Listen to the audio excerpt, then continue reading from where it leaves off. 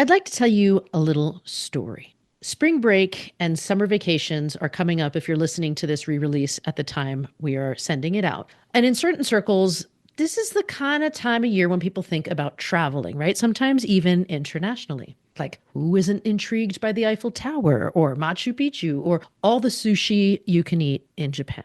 A family in our community ran into a problem. Their young adult daughter wanted to request a name change and gender marker change along with their passport renewal. But under this current Trump administration, gender marker changes are no longer allowed. And rather than issue a renewal with the gender assigned at birth, they're now denying applications.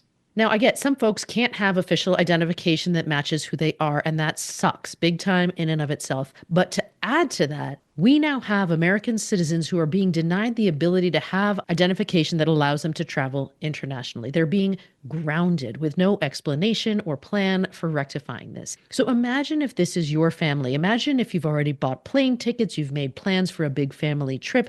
How would you feel? Or how would you feel about school trips, right? Which also require identity documents at a certain age, and having your school's administrators being forced to, I don't know, instead of planning the trip, focus their energy on protecting the trans kids in their community and making sure that they too can travel along with their class, let alone telling their classmates how they're going to need to help support their fellow friends in this pursuit. Or let's say you have a kid who wants to play college sports. If your kid is transgender, Trump's executive order titled, you can probably feel the eye roll in my voice, keep men out of women's sports, might block them from doing that.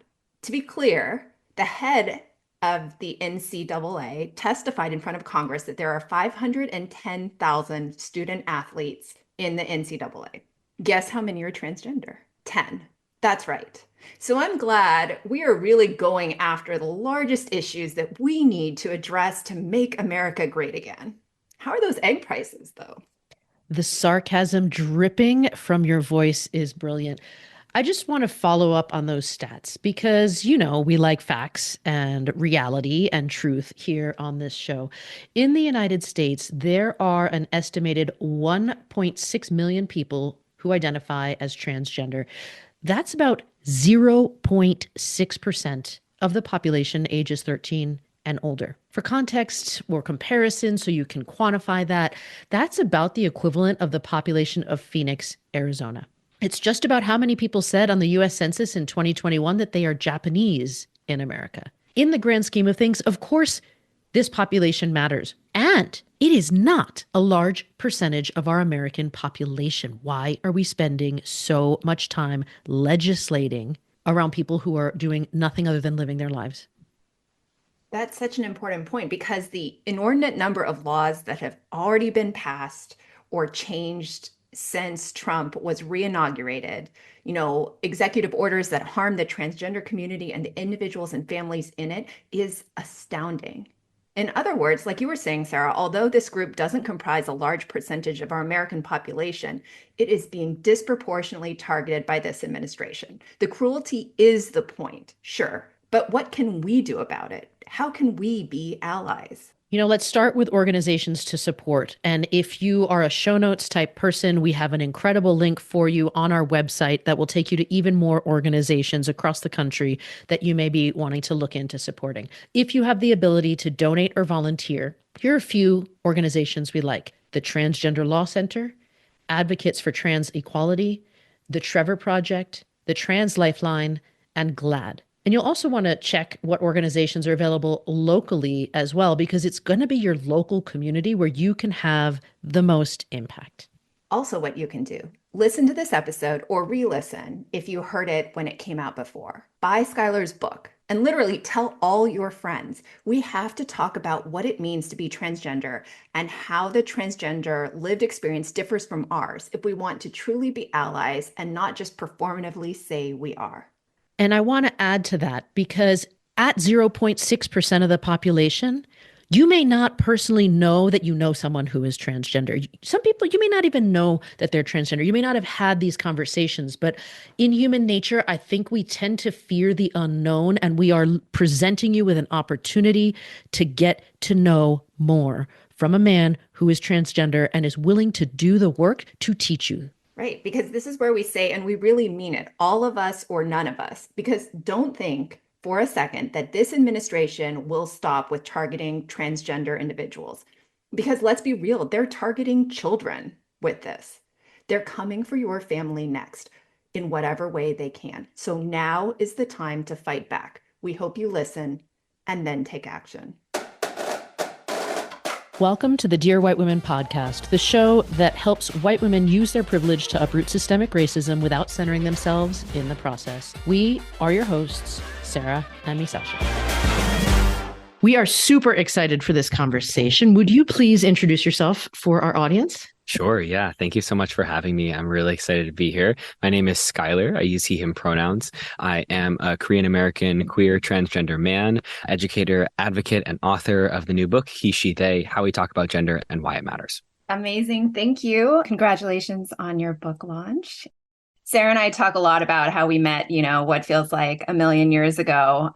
We have been doing this arc on the Dear White Women podcast about a topic that not many folks have focused on yet, at least not that we're hearing in the podcast space, which is multiracial Asians in America. And as you mentioned in your intro, you are Korean American. You're the child of a Korean mom and a white dad. And you talk in your book about how you always knew you were biracial and, like us, never felt like you fully fit into the Asian or white spaces. I also love that you put a chapter on intersectionality in your book, because that's so important and something that we talk about a lot on the podcast as well. Could you speak to both the importance of intersectionality in what you talk about in your book and your own experience growing up biracial as well?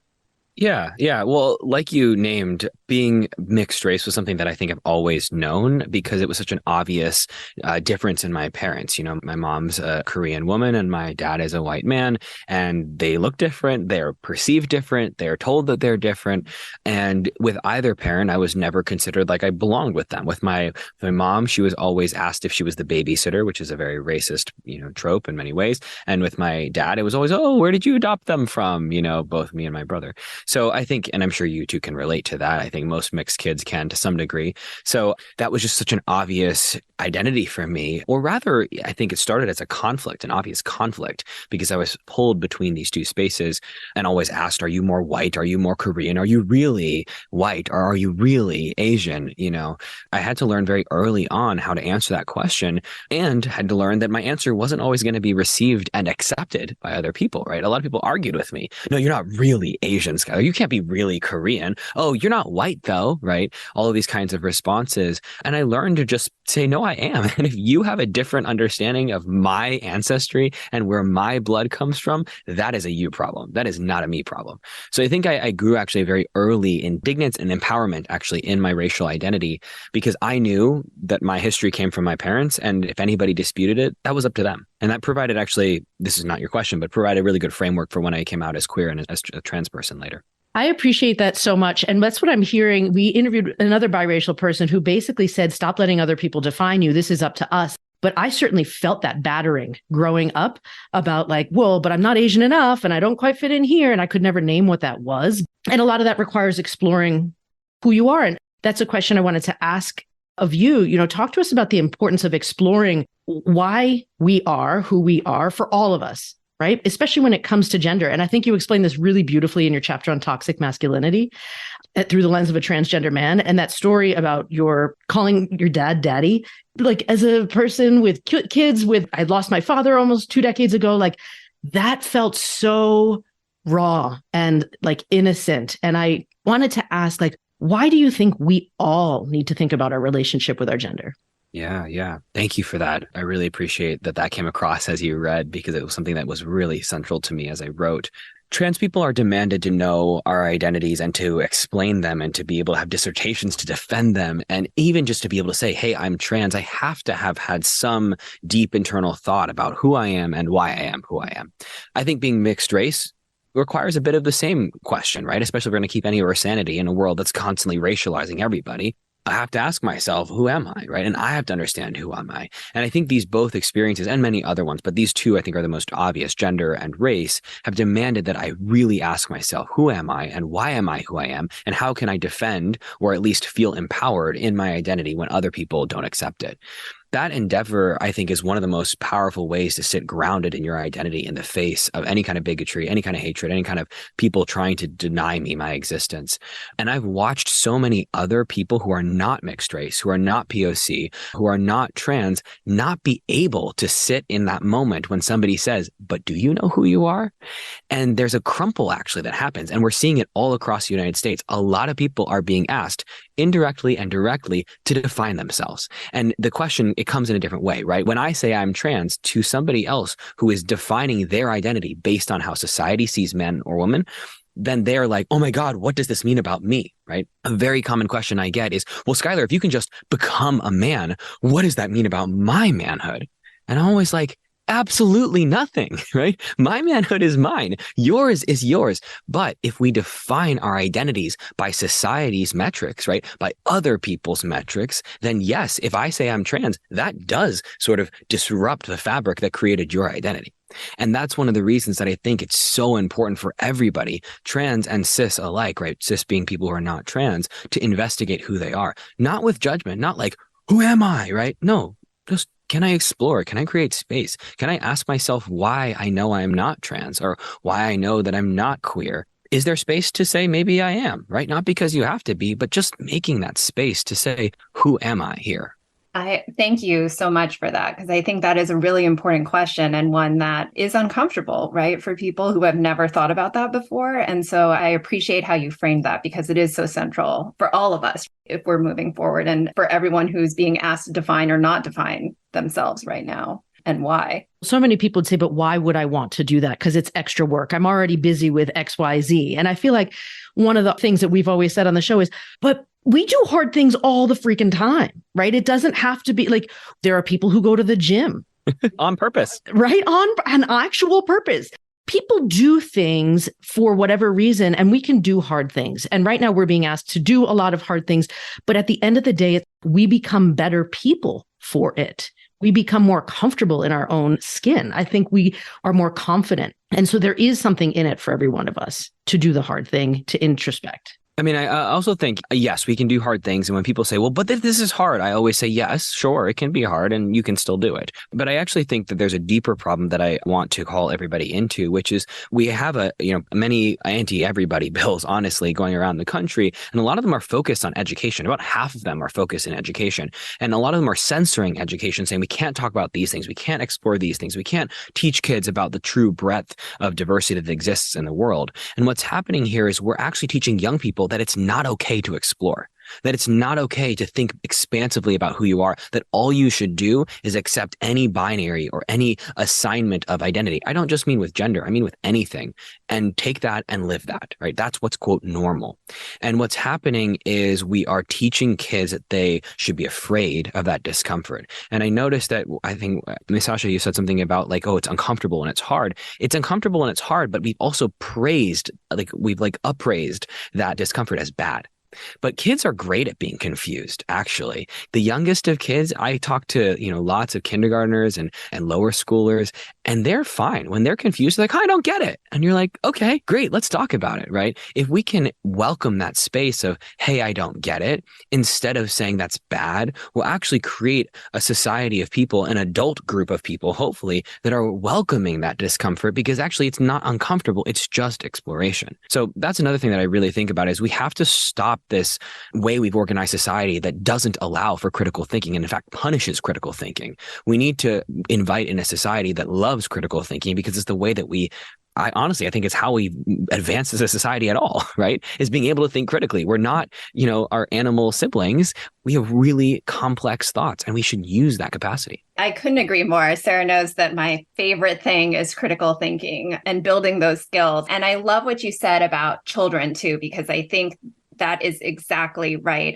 And I also quizzed my 11-year-old before yesterday, and I had a copy of your book and I was showing him, and in school, they started talking about identity and what is identity. And he was really excited by it. All of his classmates were really excited by it, and they could understand intersectionality and they could understand identities in a way that adults have a real problem with. And so that gives me hope. And I think you're absolutely right. Like, kids can understand this, and we're doing them a huge disservice by teaching them anything else, but that this is normal, this is natural. These are things that we should be talking about because they're central to who we are. So I really appreciate you sharing that. I want to shift gears for a little bit, but also kind of holding on to that idea of how do we move us all forward, right? Because I want to talk about the queer community for a little bit. And I know in your book, you talk about how you didn't fully feel like you fit in because they were overwhelmingly white. And I remember when I first started doing corporate DEI work around 2006 or 2007, and this was a real division between the sort of the LGBTQ affinity group that existed at the time and every other affinity group, which was race-based. So my question to you is, how can white communities better understand what's needed from them to continue centering more marginalized folks, more historically underrepresented folks, to make the changes that we need to see in society that makes it better for all of us? I mean, that's a really big question. And I think especially I want to name that while I exist in many spaces trying to advance justice for folks of color, I wouldn't consider myself a specific like race educator or, DEI specialist in race, mostly because I'm not Indigenous or Black. And I think it's really crucial for me to have had more lived experience in those spaces if I were to be an expert in that. So I want to name that. I do think that the invitation into any community or allyship to any community with whom you don't share an identity has to come from a self-examination first. And what I mean by that is we can do the things to marginalized communities like, call trans people the right name and pronouns, call us the right, or put us in the right bathrooms, or allow us to, have the healthcare we need, right? We can do all these logistical things. And these are big, amazing, important things. They're baseline, actually, not amazing, but they're really important things. But if we don't actually shift our own beliefs about trans people, if we don't actually understand that gender is more expansive than what we were trained to believe from childhood, if we don't actually shift how we see people and don't shove them into these boxes all the time, that change that we make is just going to be up here, right? It's just going to be surface level. It's not going to be the change that's actually going to shift forwards in the world. So when I wrote my book, one of the things I thought about a lot was, how do we actually get people to be involved in this conversation from a personal standpoint? And part of that is what we've already talked about, which is reminding people that gender is not just a trans issue. It's an everybody issue, right? It's an everybody experience. But also when we think about allyship, we should start with thinking about how we understand ourselves. So when we think about, for example, race, I've had really powerful and difficult and painful conversations with my dad, who is the white parent. He's cisgender, he's straight, he's white, he's a man, he worked in the corporate world for a long time. So if you want to write down privilege, he's got most of them, right? And our experiences in the world are very different. I have a lot of privilege per his privilege because he's my dad, but I'm also not walking the world as a cisgender white straight man, right? And some of the conversations we've had that have been really difficult have been at the core about how he shows up to a space where he doesn't even understand he's showing up to a space with privilege. And I talk about that in the book. You can read and you all have already read it, but for listeners, you can read a fight or many fights where I have screamed at my dad. I don't necessarily recommend the screaming, but the core of it was trying to get him to understand that when he shows up to a space, there's entitlement he's already got just by showing up there. And he doesn't have to do anything but breathe and have that entitlement. I mean, honestly, he doesn't even have to breathe.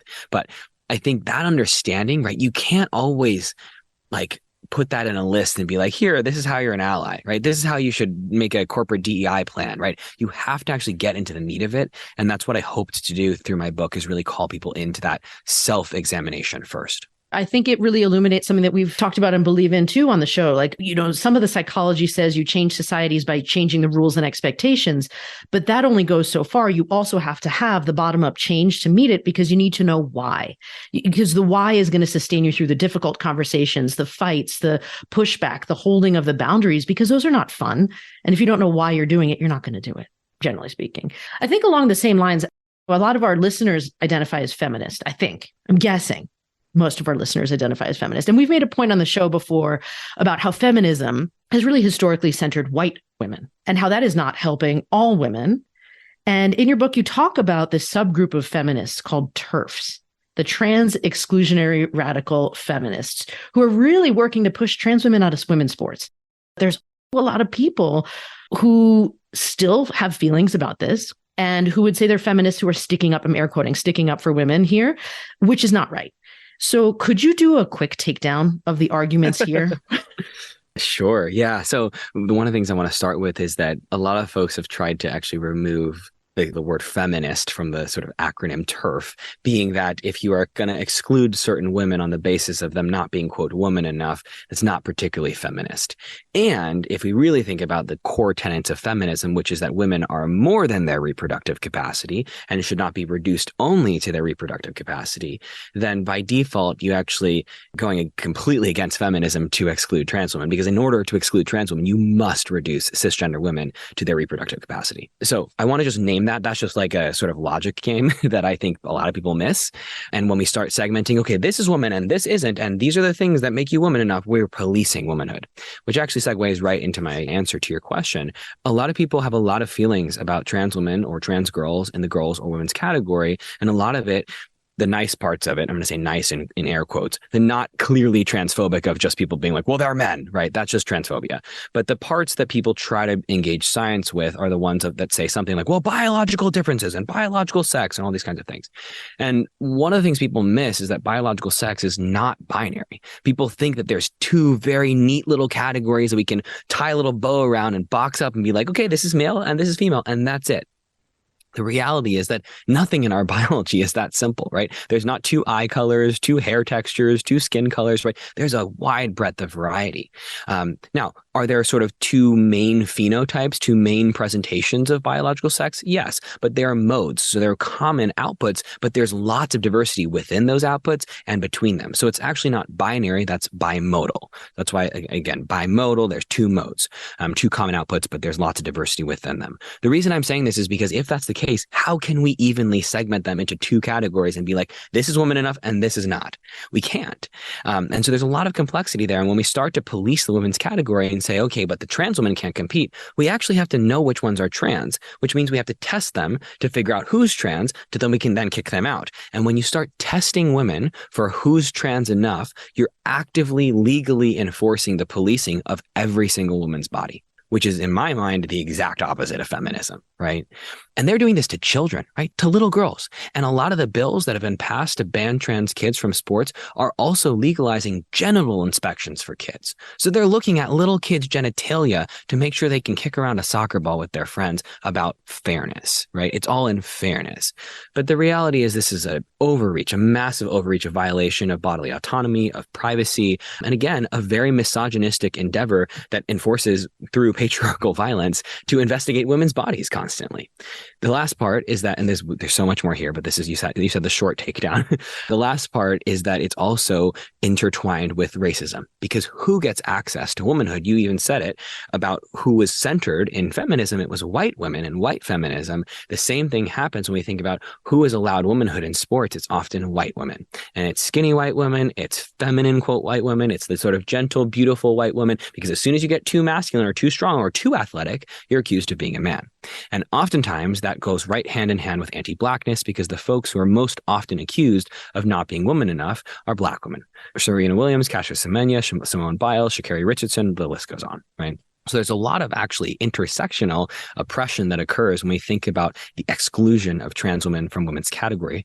And most of it has nothing to do, the fight against trans athletes, most of that fight has nothing to do with trans people or sports or fairness. It's 100% about control. Thank you for that answer. Well, first of all, that's like the most clear explanation that I have heard of that. And so I love it. And I also love that you were naming the systems and that it is about control fundamentally, first and foremost. And especially when it comes to children, you know, that is such an important piece. And so thank you for really emphasizing that as well. Sure. Well, there's no secret that we have all that, the 23 states that have banned trans kids from playing sports also are the ones leading the charge against reproductive justice, right? That's not an accident. That's the same politicians writing the same bills. They don't care about fairness. They don't care about women. If they cared about women, they wouldn't take away mostly women's rights, right? So it's completely, I honestly, ironic, almost funny if it wasn't taking away people's rights the way that it is. I totally agree. I want to stay with children and states actually for a second, because with more and more states, right, those 23 states among others, limiting gender affirming care for children,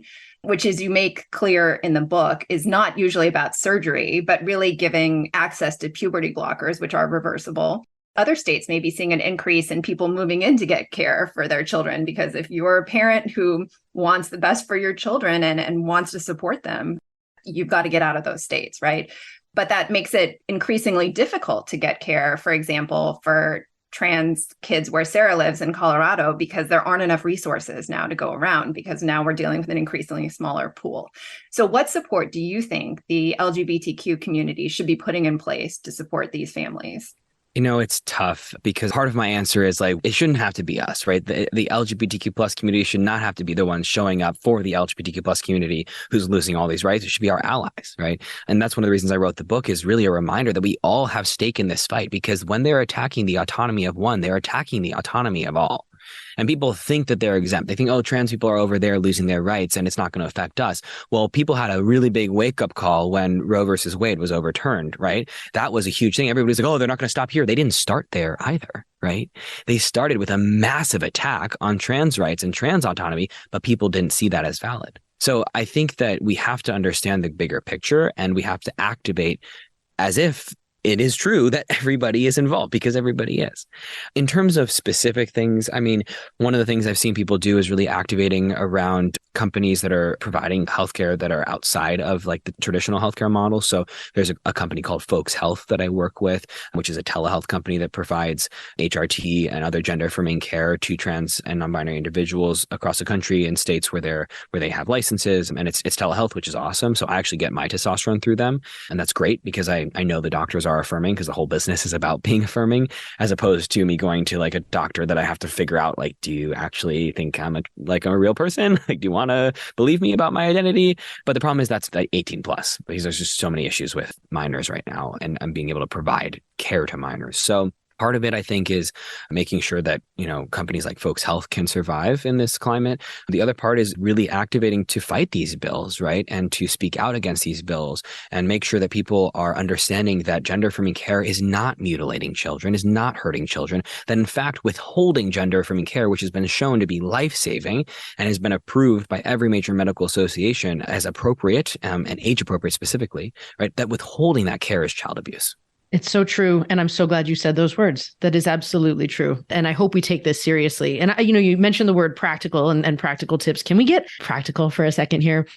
Because first of all, we love and use in almost every anti-bias conversation and event that Misasha and I host the tip that when something feels wrong or someone makes a joke, not joke, someone says something inappropriate, our go-to phrase that we teach everybody is, what do you mean by that? And so when you wrote it in your book, I was like, yes, I love that you suggest it too.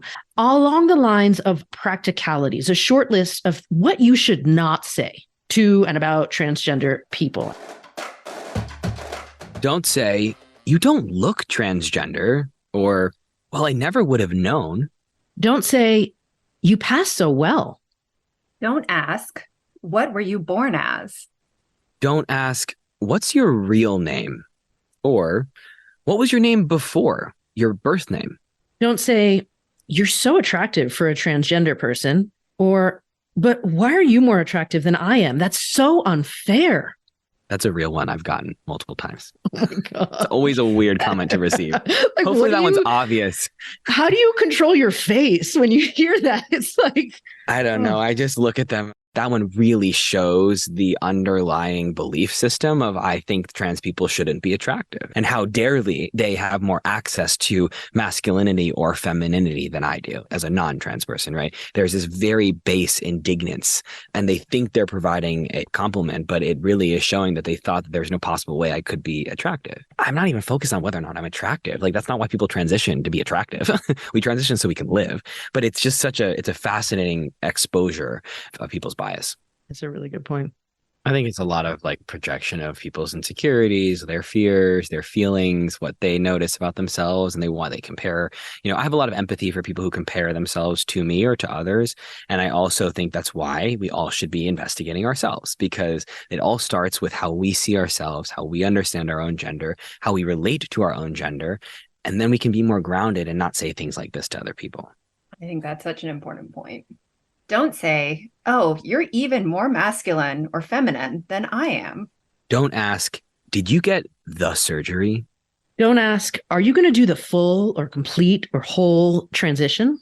Don't ask, what surgeries are you going to have? Or are you on or will you take hormones? Or do you still have a vagina or penis? Or any other question about our body parts and genitals. Oh, wait, I just want to interject because I actually was reading this on a plane and I laughed out loud at this part because the subheading says, if you don't ask strangers what their penises or clitorises look like, you shouldn't not ask a trans person about their genitals either. If you do ask strangers this, you might want to reassess your priorities. I loved that. That's one that I've thought about a lot because it's something that trans people get asked very frequently. I will say less so in the recent years than before. I think people have discovered that maybe they shouldn't ask people about people's genitals, but I still get it. I'll still get it every once in a while. And people are very curious, and I get it. And as I write in the book, it's okay for you to be curious, but because you're curious, that doesn't demand an answer. If you're curious, be curious, right? All right. And then also maybe reassess your priorities if it really matters to you what my genitals are. Don't say, you need a penis to be a man, or you need a vagina to be a woman. Don't ask, when did you choose or when did you decide to be transgender?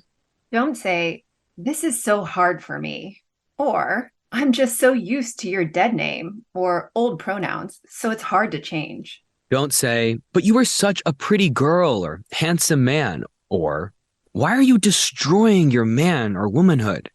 Or you're ruining your body. Don't ask, can I see a before picture? Don't ask, do you think you are just going through a phase? Or does a part of you think this might be coming up now because it's trendy? Don't say, you're too masculine, too feminine. You're too tall, too short. Your voice is too high, too low. Don't ask, have you thought this through? Don't say, this comes out of nowhere. What do you mean you're trans? You've always liked being a girl or boy. Don't ask, wait, aren't you just gay? Don't say, you're not a real man or a real woman. Don't say, so I can't talk to trans people about anything?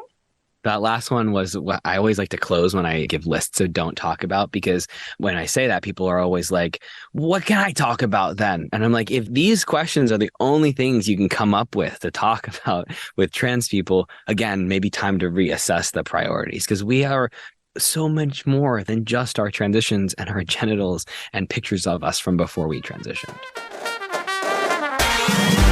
I'm so glad we did this, and thank you for indulging us in this, because what I really loved about your book is how practical it is, not only from, this is what you shouldn't be asking, but also all of the stories that you tell. I think that is so powerful to read and also so important for people to take with them, right? I'm going to jump ahead in your book because I want to talk about the end of it. And this is kind of a spoiler alert, but not really. You should read the book, everyone, because the story you tell at the end about telling your Korean grandparents, that to me, well, I could viscerally feel this, like thinking about my own Japanese grandparents, like I could feel that, right?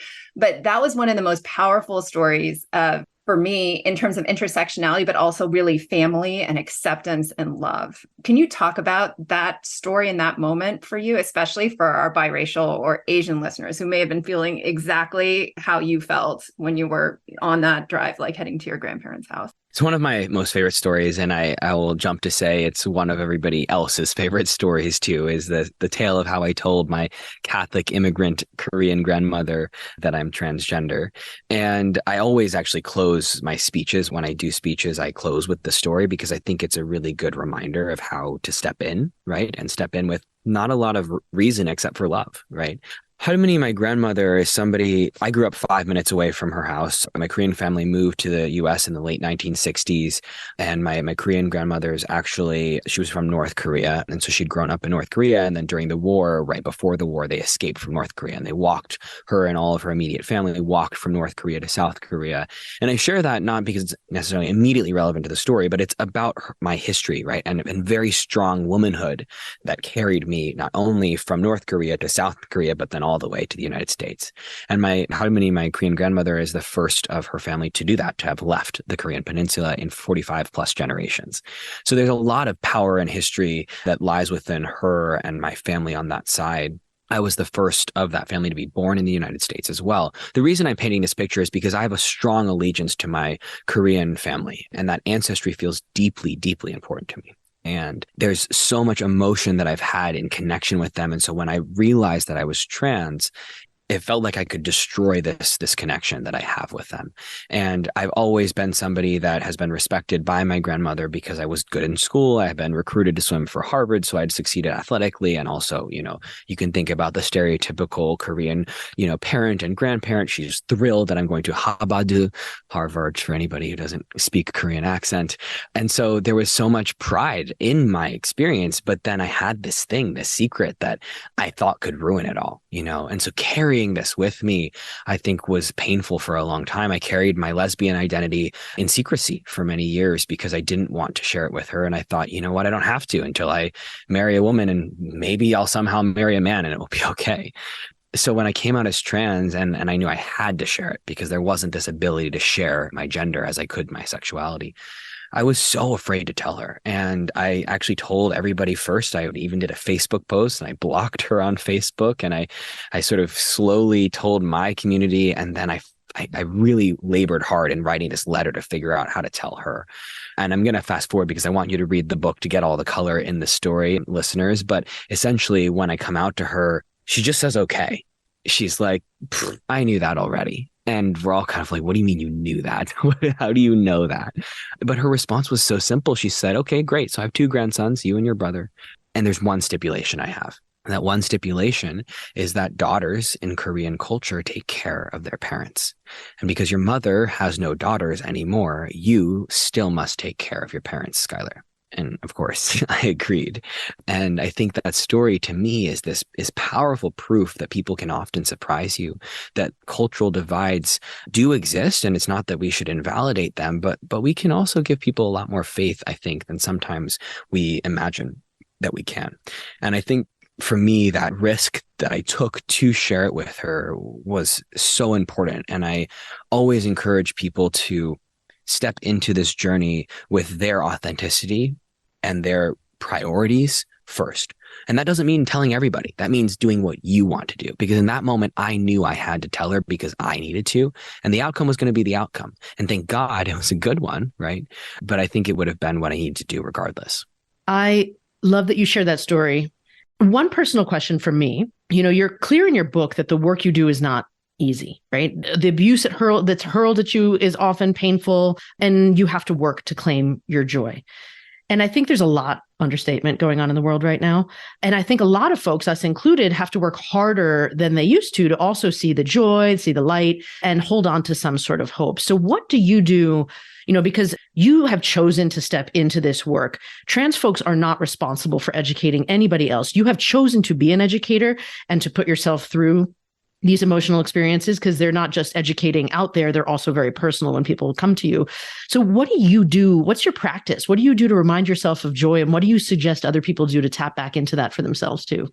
Yeah, well, I'm glad you spotlit choice, because I think that sometimes we don't feel like we have choices. And for many different people, there are different access to different choices, right? Based on privilege. And I want to name that I have a lot of privilege in different ways that allows me access to choice, right? I can choose to do this work and I can choose not to, right? If I wanted today to be like, I don't want to do this anymore, I could stop, right? I have enough financial freedom and I have the privilege to find other jobs that I could feasibly stop.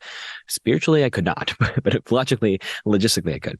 And that privilege, I think, actually does lend me the space to actively, continuously choose that.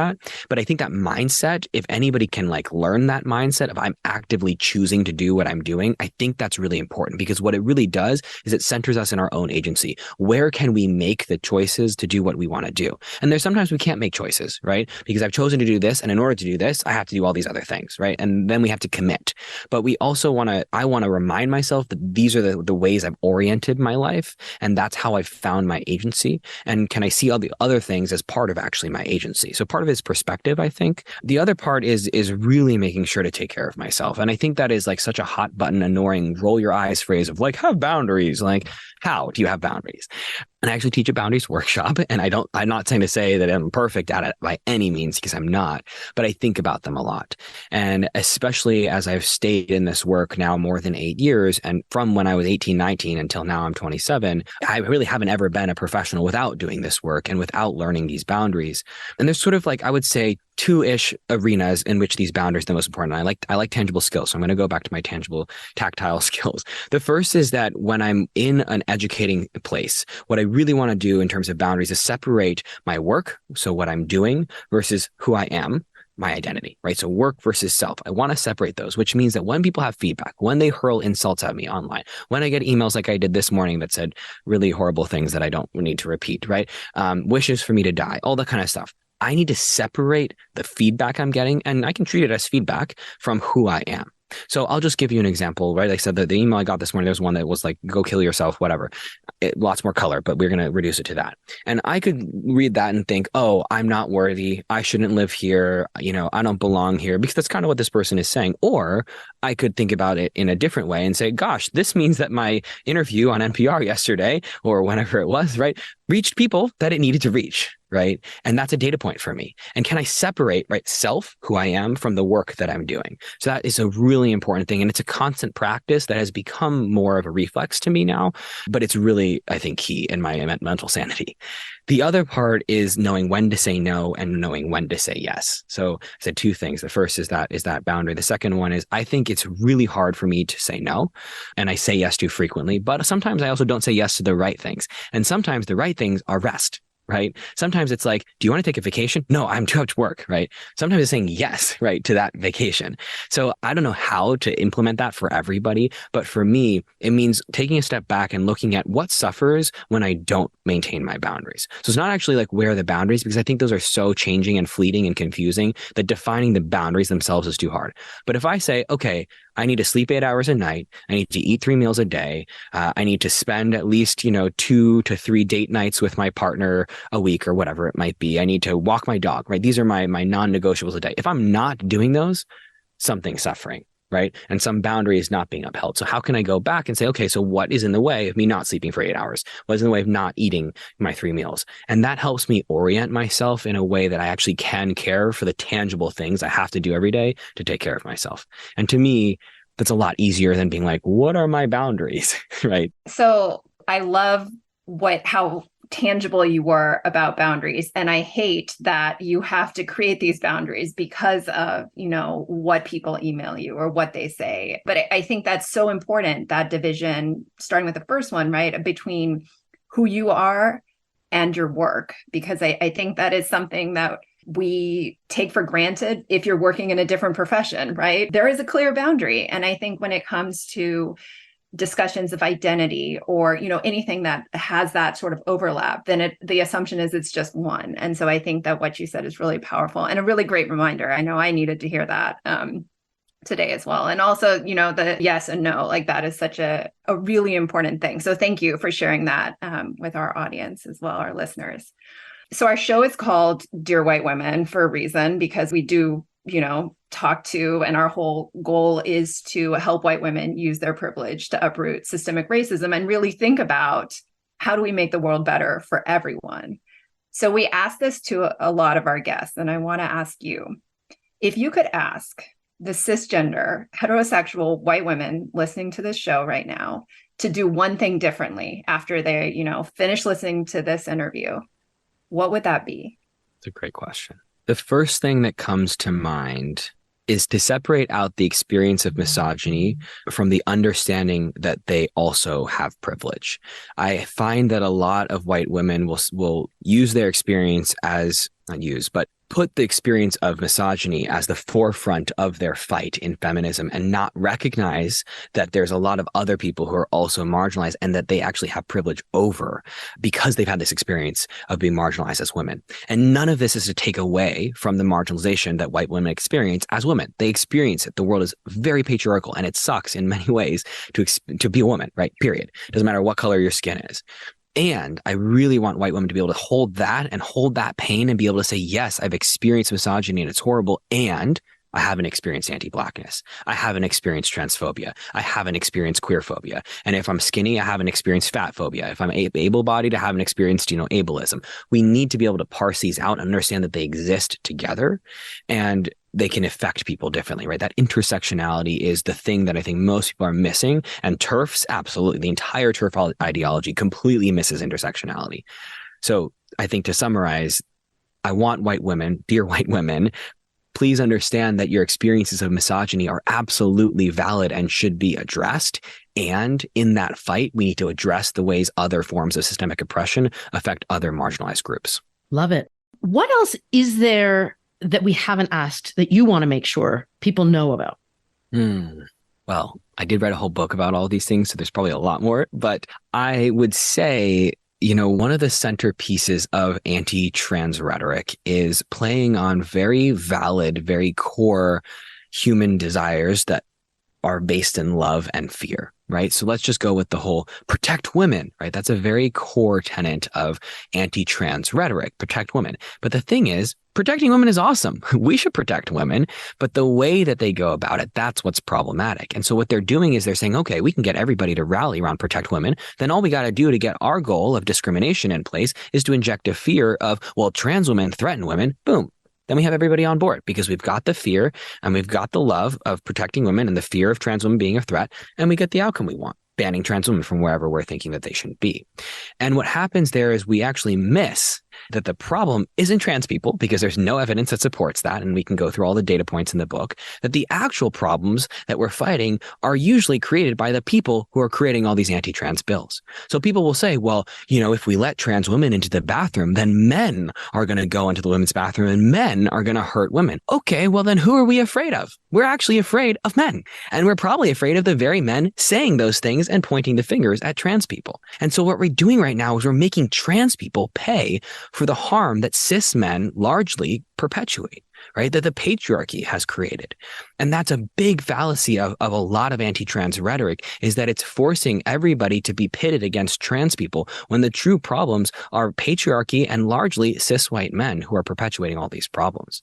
So I really want people to understand that sort of gap that anti-trans rhetoric has just smoothed right over, because if we don't understand that, we're actively being manipulated. And that's why it's working. That's why it's incredibly effective. It is actively manipulating most of the American public. Schuyler, if people want to find you, where should they go follow you and find you, aside from buying your book? Yes, you should definitely check out the book, He, She, They, How We Talk About Gender and Why It Matters. You can get it anywhere you buy books. And if you want a signed copy, they've got them at Book People in Austin and at All She Wrote in Somerville, Massachusetts. You can find me on Instagram at Pink Manta Ray, pink like the color, Manta Ray like the animal. And you can find me on Threads, the same place. You can find me on Facebook, the same handle. And you can find me on TikTok, the same handle. And unfortunately on X or Twitter or whatever we're calling it these days, it's SB_Pink Manta Ray. Love it. You've just listened to the Dear White Women podcast with your hosts, Sarah and me, Sasha. Yes, we're on social media. And yes, you can hire us to do talks about our book. But the biggest thing, don't forget to sign up for our newsletter to receive our free materials. Head over to dearwhitewomen.com to get on the list.